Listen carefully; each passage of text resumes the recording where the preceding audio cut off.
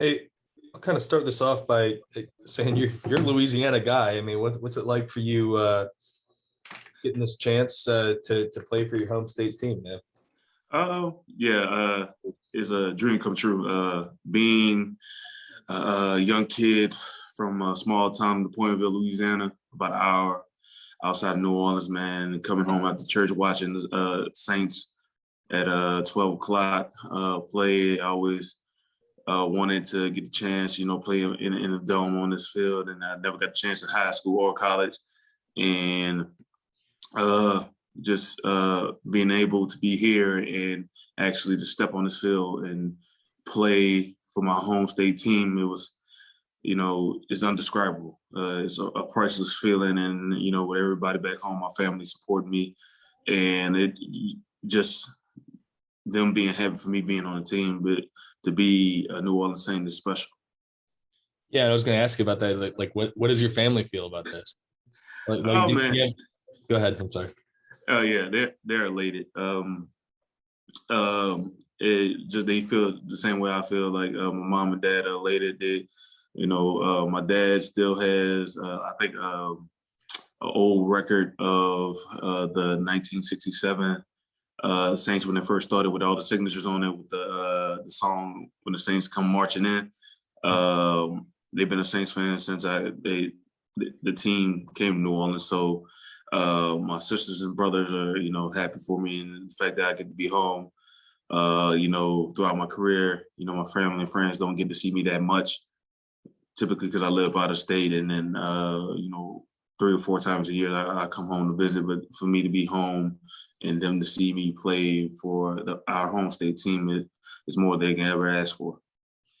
I know you said you never played at the Dome, but I'm assuming, did you go to games when you were growing up? Actually, I didn't have a chance to. It was always church first, and we'll catch the game when we get home. So, we always would, the way my parents raised us, we went to church every Sunday, and we'll catch the game at the end of the second quarter going into half. The days of, Aaron Brooks, Ricky Williams, and the rest of those guys, I remember those days just coming home and just being excited to, watch them play. And, hopefully one day when I grow up, I'll be able to do it. How would you kind of, I mean, you're new to the team this year, and you've seen the team go through, all these injuries. How would you describe the way the team's kind of gone through it and kind of managed it? Well, I would say we managed it well. We all have that next man up mentality. The way, Coach Payton and all the coaches coach us. They just don't, coach the guys that are going to play. They coach everybody, and they know at any moment, this is a long season. This is a brutal sport that we play that anybody can go down at any moment. And everybody, the way we practice and what Coach Payton expects of us, when somebody goes down, he doesn't expect anything to drop off, anything less from anybody else. So, we handle it well. We stick together. We hold each other accountable. And, through the good or the bad, we stick together. And then for you specifically, I mean, you played a ton of football in your career. What was it like kind of coming here, just kind of knowing that you were in that role where basically you're there in case something like the worst thing happens? Obviously they don't want Ryan Ramczyk to be out. So how do you kind of change your mindset? Yeah, well, I always, prepare like I'm a starter anyway, and then, unfortunately, Teron and, Ryan's been down, for a few weeks now, but that's the mentality you always got to have. Like I said before, Coach Payton and our coaches expect us to prepare like we're a starter. And then when something happens, we come in prepared. And yeah, I played a lot of football throughout my career, but every day I approach every single practice, every single game, every single rep like I'm a starter, because you never know what's going to happen. To get this opportunity, man, it's just I'm grateful and I'm thankful to just be here to help out my teammates and help us build our culture up and get these wins. Kind of a necessity, right? If you're lining up against like DeMarcus Lawrence and Shaq Barrett. Yeah, it is. yeah, those are, great pass rushers, great players in our league. And, if you don't prepare like you need to prepare and you're lackadaisical, it's going to be a long night for you. How would you kind of describe what you guys wanted to do offensively last night? Seemed like it kind of similar to what you guys did earlier this year, where it's just emphasizing not making mistakes with the ball and kind of holding on to the ball, that sort of thing. Our thing, we always want to,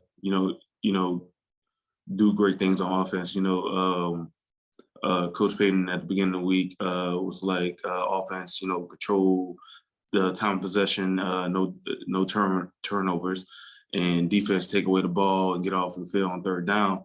We wanted to run the ball effectively last night. It wasn't as good as we wanted it to be, but sometimes games go that way.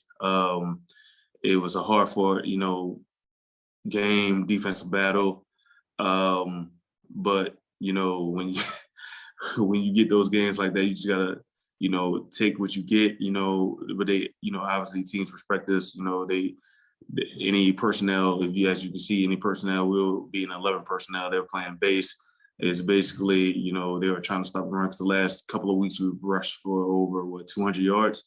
So, their plan was to, stop the run, and they did, a pretty good job of doing that. But we stuck together and made plays when we needed to, and our defense played excellent.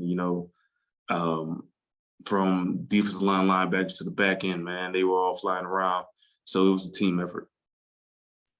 And then what's the biggest difference going between Sean Payton and Pete Carmichael? I mean, I know those two have been together for a long time, but they're not exactly a lot alike. Coach Payton is Coach Payton. He's high energy. He's attention to detail. Coach Pete is attention to detail, and the attitude's different. Coach Pete is more, the mellowed off, kind of reserved type, and Coach Payton is the get in your face, bring the juice, high energy type of guy. But you have coaches like that on every staff, that you have that high energy head coach, and then you have another coach that's just mellowed out. You know what he expects of you, and you do your best to execute that for you. So Coach Pete did a great job of calling plays last night and leading us to victory. And DA, it took the head control of it. He did an awesome job of preparing us for the game with Coach Payton being out. It wasn't a drop off from energy because Coach Allen had some juice to him, some grit to him. So even though Coach Payton was there, we had that in your face, I want everything out of you type of mentality Sunday night. All right, I have one last thing for you, since I'm, I guess, the only person on here. Yeah. Do you ever get a chance to go up against Davenport much in practice? A few times. What's kind of the challenge of going up against a guy like that? It's just so long, strong, fast, that sort of stuff. He's a guy that has all the intangibles. And he's fast, he's quick, he's powerful. The one thing I would have to say that is more, is difficult with him, like, you don't know when his power is coming. And when he does give it to you, it is a load like any other. And he can maul anybody at any moment. And he's starting to realize that. And, he's been a very good player. He's a great player, and he's playing through it. He's playing through injury right now, and to see him do the things he does, tackle, sometimes you just sitting there like, what can you do about it? But man, Marcus is a great young player. He's going to do great things in the league, and I'm glad he's on our team. Awesome. Thanks so much, Jordan. I really appreciate it, man. No problem. Appreciate it, Jordan. No problem.